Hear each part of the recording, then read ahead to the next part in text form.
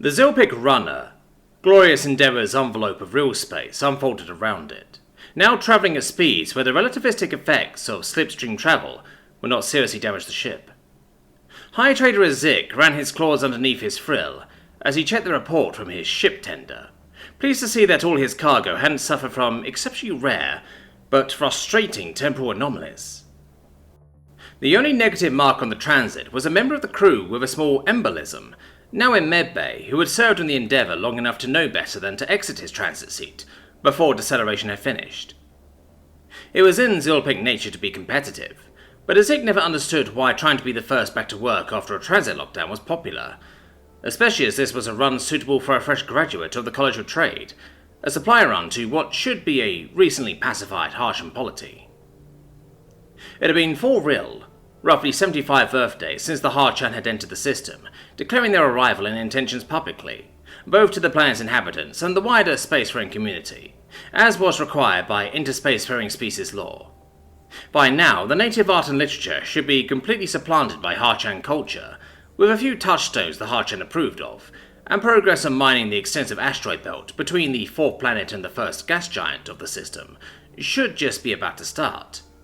A delivery of high-yield mining drones, highly adjustable briefing apparatuses, and an offer of an export contract should be a nice way to round off the season's trade, and also add a nice diplomatic exchange bump to the bonus that the Zilpic High Council would approve based on how the Endeavour's trading had gone.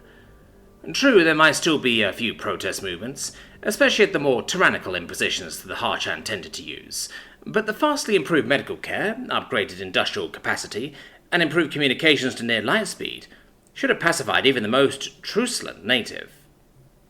Only a few of the former world's elite ruling class will be feeling hard done by, with their leadership role completely gone, replaced by a large, chitinous insect who spent their entire life since birth waiting to be given a chance to rule a small part of the Harshan Polity Union. It was this resentment which had caused the Zilpic to prefer completely monopolizing new species trade networks, extracting raw materials in exchange for advanced technology and permanent shipping contracts. Zik thought it far better to allow species to handle their own political affairs, as long as whoever won was willing to sign trade deals with the Zilpic Trade Council.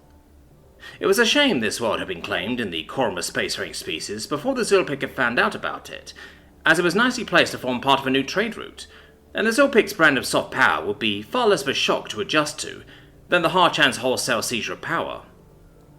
As he mused, he noticed that his scanners officer was staring at his screen in slight bemusement, his long twin tail flicking slightly up and down in confusion. "What's the problem, Sil? A mining drone in our transit path?" "No, High Trader. Quite the opposite. There's nothing in the asteroid belt at all, not even a scout ship or a base." As Zik's tongue darted out, as he went over what he'd been told. This normally would mean the Harchan were still trying to secure the world, as normally at least a patrol of Harchan interceptors would be in the outer limits of the habitable and useful worlds, to prevent rogue miners taking advantage of the chaos caused by the takeover. If the Harchan was so caught up, it might be worth leaving a drone here to mine for a bit, and pick it up on his outward journey. Licking his eyes to moisten them, he turned to his census officer. No sense in stealing from the somewhat touchy Harchan if they were currently looking at him. "Focus arrays on the habitable planet. Nearest Harchan mothership should give us answers and put us in contact with the annexation commander, so we can find out what's happening here." "Yes, High Trader." Sil paused as he adjusted the focus. 2 returns matching mothership designation at geosynchronous polar orbit." "2?" Zik's tail lashed angrily. "Sil, you have operated sensors on my ship since my first run. Please tell me you are not allowing a lump of dirt and rock to mask the other 4. "No, Zik, I know my job," Sil slapped back. His frill bright and blue, flush with blood. "There's only 2 active mothership signals. No worldwide coverage of a Harchan communication network." Zik inhaled deeply and fluttered his frill in apology. "Start recording, and tell engineering to prepare a salvation pod. We need to know what happened here, and if the Harchan decide they don't want us to, we'll need to send it to the Trade Council quickly." Sil returned to his seat, and Zik pondered what he'd just been told. Normally the Harchan set up a global, uninterrupted network with 6 motherships, 2 at the poles and 4 interspace around the middle of the planet. The theory went that all ships could see each other without sensors, and mutually support each other.